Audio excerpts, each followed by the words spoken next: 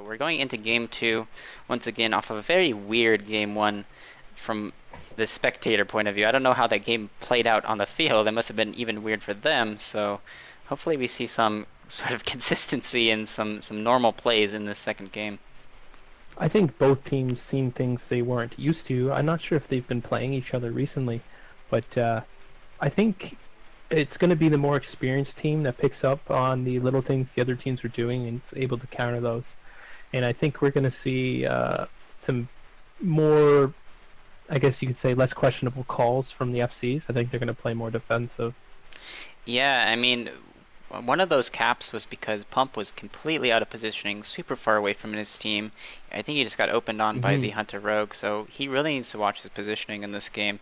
And, that's just a tip for FCs in general. You don't want to be super far away from your team when you have no idea where the Hunter Rogue is.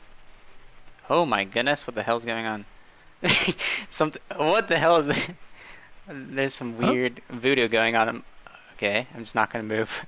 Something like some graphical error was happening for just a second. It's like something out of the Matrix. I'm sure, I hope no one in the stream is epileptic because that would have surely caused a seizure. So, I think it was just him running too close to the fence. oh, Was it like it the might camera have been. bugging? Yeah, my camera was freaking out. But luckily, I'm looking onto this very sexy goblin doing some flexing before the game. I think That's they took a page out of Curly's book right there with the pre-game flexing. So really good hmm job there by Ping. And a lot of people are wondering why there's so many goblins. It's just due to the racials. As Horde, Goblin Jump is extremely powerful at 19.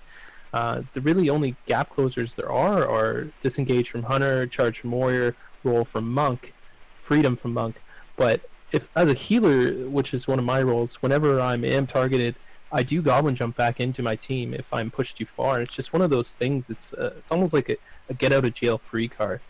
Yeah, and in this bracket, the one ability goes a long way, and mobility goes a long way. I don't know if that's a pun or not, but if you have more mobility than the enemy player, you have an advantage. And oh, So Muskie is heading up the left, and ooh, Ham that's not got good for Ham God being caught out like that. yeah, he got caught out on his opener, so a bit of a mistake by him positioning wise. I think he might have gotten too close to the hunter or something, but There you once see that mage blinking in for the Nova on the healers. Did he follow up with a... Their front line is pushing in as well, and there's a big silence. They're trying to play super aggressive. They're in the back line of this team here, and wow, nothing really comes out of it. Kaigo's being forced back. and He's Yorkie's trying to thinking get some up the aggression. Yorkie's trying to get some polymorphs on the enemy team while pumping out some damage, and unfortunately Yorkie doesn't have his icebox, so he does have to play a bit conservative right now while he doesn't have that available. But let's see if he can push in just a moment and get some damage rolling and some CCs rolling on these enemy healers. hmm And it looks like the melee is pushing in again. They are pulling back out.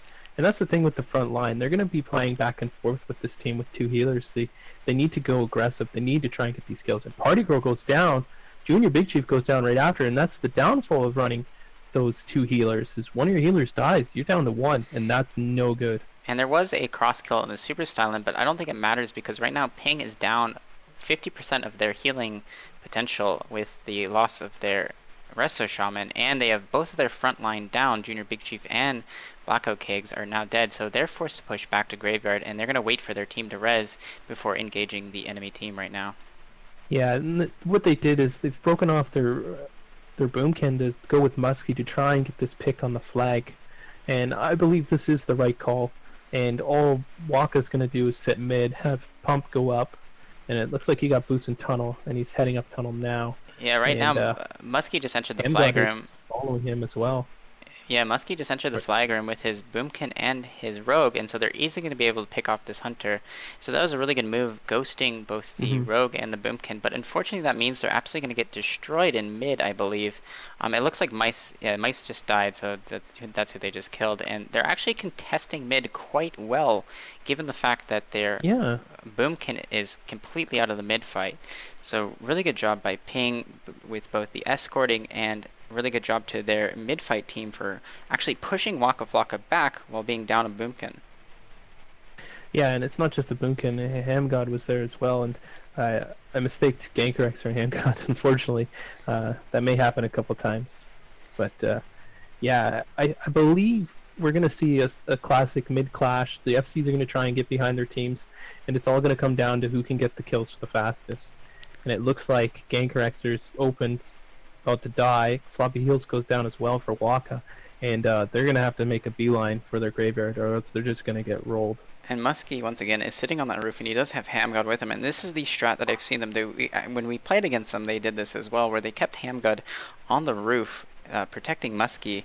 And he hasn't, there is a Hunter down on the bottom floor, but the Hunter is just going to die to that Rogue. So right now, this is not looking good for Waka Flocka Seagulls whatsoever. And Pump is going to make the pass up into the graveyard. There's no question about this. But he is worried about that rogue because he has an open mid. He has to be wary of dropping this flag. They may just go for it. We'll see. Yeah, he is using that swipe periodically to make sure that the rogue's not around. And let's see if he does do the pass up. I guess they're just waiting for a bit. Oh, and look who's showing up. I think that's actually Gankerexer. Gankerexer, yeah. I think Hamgod just came out of their tunnel. I think he's should be over there, but with the Hunters up, they're pushing out now. He's not worried about passing it. They let them all res. So it looks like Hamgod's actually going to engage in this team fight, possibly. And right now, all three healers on the team of Waka Flocka Seagulls are actually stacked up. So let's see if it can get a Blood Elf Silence opener. Goes down. Big Body's in trouble. Yeah, and Hamgod opened up with an ambush Arcane Torrent on those healers, so really good job by him. I think he only hit one healer, but that was enough to get that kill on the Bakemaster. And this two-healer strat is doing wonders in mid for Ping. They are just controlling very well. They have Waka Flocka, who's arguably one of the strongest mid teams, back in their graveyard. And a big silence. Oh my gosh, Bakemaster gets the pick on the flag, though, with the pass up. And we'll see what Ping wants to do, if they want to send people up to go into the graveyard, or if they're just going to be content on sitting below, waiting for stacks. Yeah, and this Hunter has put on a stamina set, so he's just going to hold that flag. And I'm going to see if Hamgod is actually going around trying to kill him. Yeah, Hamgod's above the GY, and he does have a good angle right now on Bakemaster. If he just drops down, does an ambush, and if he can connect with anyone else on his team, this could definitely be trouble for this team of Waka Flocka Seagulls. Bakemaster's in a very vulnerable position right now with Hamgod just above him.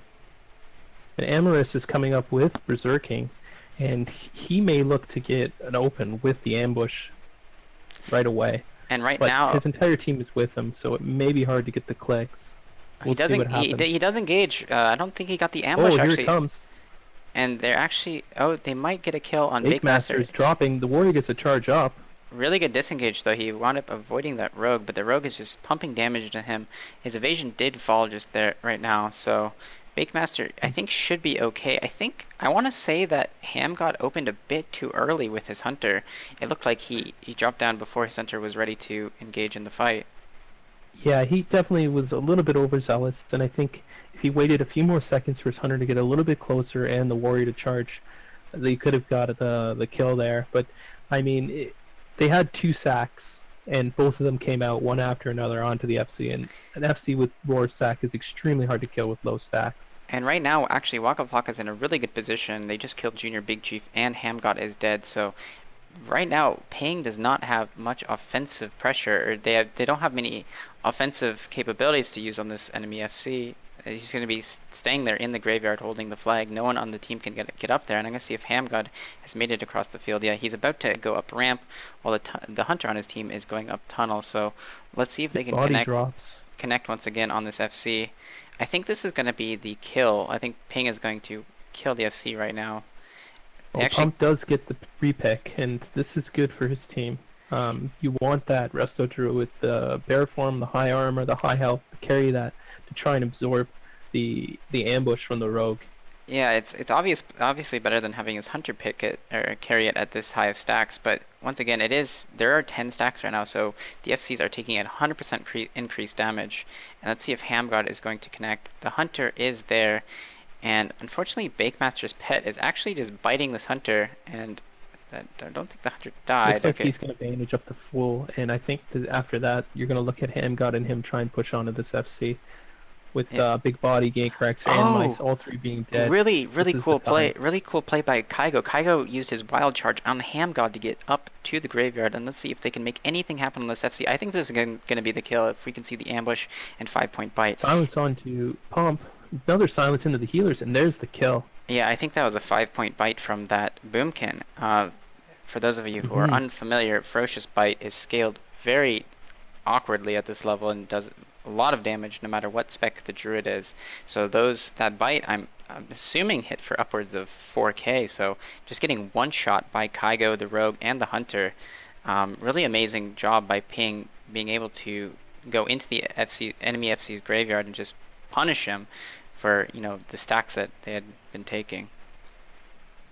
Yeah, and I believe this is going to be a cap for Ping. They're not going to be able to quick cap, I don't believe, after, unless Pump can get up ramp safely. But if the hunter just plays flag room and chases him off once he does come in. But then again, Gankrexer is caught out in tunnel, so this is worst case scenario for them. This should be a cap, and right now, what's actually kind of scary for Waka Flocka Seagulls is there's only 5 minutes left on the game, so the maximum number of stacks they're going to see on the enemy FC, I believe, is going to be 4. So this is going to be really, you have to get a kill before 4 stacks hit, and that hasn't seemed to be the case in these games. That usually FCs are dying with upwards of, we just saw 11 stacks on the FC, so they really need to play defense right now to make sure that the enemy FC doesn't get out of the base. And I think that's exactly what they're going to try and do. Yeah, let's see if Big Master is coming back as well. They have Mice going up to defense on his team. And right now, Big Master is trying to kill Amorous, and see when the flag does get picked up. Right now, Gankrexer actually gets a really clutch sap onto this FC, but let's see if Gankrexer has any support. I don't believe he does. He's going to let that sap expire, and I do believe... Yeah, so Musky Bat is just swiping in bear form, and if he doesn't pick up the flag soon, it's going to spell a lot of trouble for this team, but he's actually getting some roots onto Pump, and Pump's going to get opened on... Or, I'm sorry, Kygo is actually FCing. My bad. Kygo is going to get opened on, and I don't know why he's carrying that. Maybe this is a distraction. They're going to have their actual FC pick it up when he dies, but... Kygo drops, repicked by Musky. Very good click by him. And yeah, we'll see if they can make it out. They're just getting rolled over, though. He does displace back, but he's very low health, and there's going to be a repick from the Rezzed Hunter. And Waka Flocka is going to look to just keep pushing after this, and they need to not let him pass that flag. Looks like Musky's going for his body. It was not picked, but Grundle gets the return. And Pump gets the cap.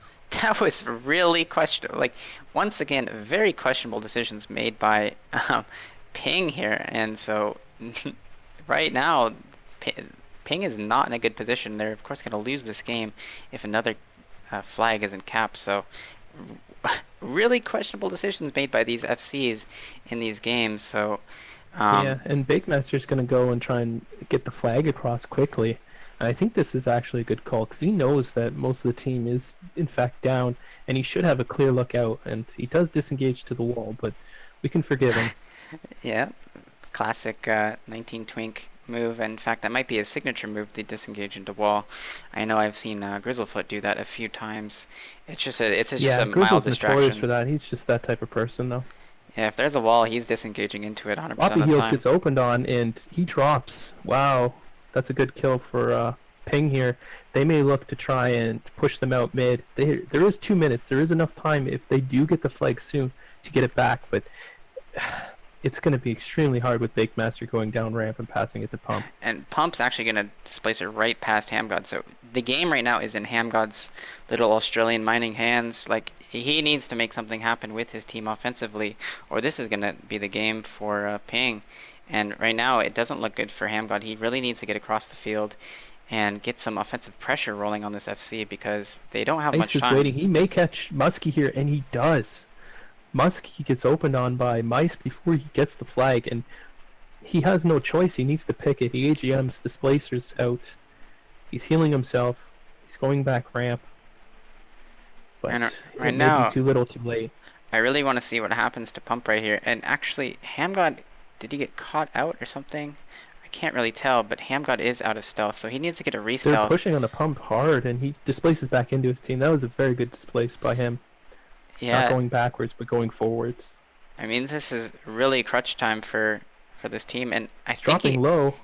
really good war Big stomp done. from him right Yeah, there. that was really clutch.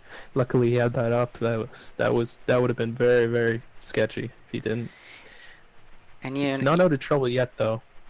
but They do get most of the team wiped. let's look at the health bars on ping right now. We have Blackout Kegs, Junior Big Chief, Ibu, Yorkie, and Kygo dead. So right now, Waka Flocka making the perfect decision to go up to roof, and I think they're actually going to win this game. I don't think Ping can possibly make anything happen offensively right here, and I mean I don't want to speak too soon, but I think this is going to be a for sure win on Waka Flocka Seagulls. I think And Ping it looks Ping it looks had like they are sending Muskie with the team for the push up, and if you do this, you have no chance of capping. Oh, he does pass it to the Brewmaster. He's going on offense. This I love. I love seeing Resto Druids because people don't understand the damage they can put out with 5 points. In cat form, it's absurd, and having that extra stealthy is huge. Yeah, but unfortunately, Super Silent is just pressing his key binding for barrels, and he's throwing that in the tunnel, so he's slowing the enemy team from even getting close to that roof or that ramp up to roof. So actually, Muskie's going to get caught out. So I think this, without any hesitation, is a victory for Waka Flocka Seagulls right now. I don't think Pink can even get close to connecting with Pump. Yeah, Ebus tries to push up onto the FC, and he does go down, and he just outran his team there, and unfortunately that may spell the end for them. They needed all their players, and Muskie goes down, Small is dead. Junior Big Chief making the last Mohicans push right now with those charges up to roof, and unfortunately, that's not going to do it. And Waka Flocka is going to take game 2, which means they are going to win the series. This is a best of 3, so